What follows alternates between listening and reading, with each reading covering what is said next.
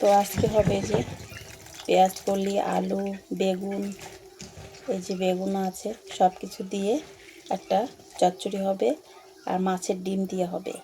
তো কেমন হবে বলো তো? আর এই যে মটরশুঁটি দিয়েছি, এই যে মটরশুঁটি আছে, সব কিছু মিশিয়ে মাছের ডিম দিয়ে চচ্চড়ি করব। তো চলো, এই যে দেখো মটরশুঁটি দিয়েছি,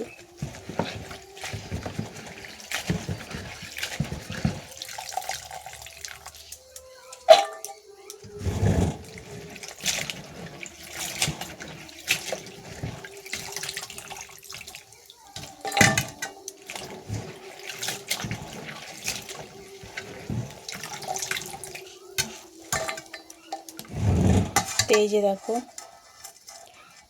মটরশুঁটি, বেগুন, আলু, পেঁয়াজ কলি, গাজর সব কিছু দিয়ে মাছের ডিম দিয়ে হচ্ছে চচ্চড়ি করব আজকে। তো চলো।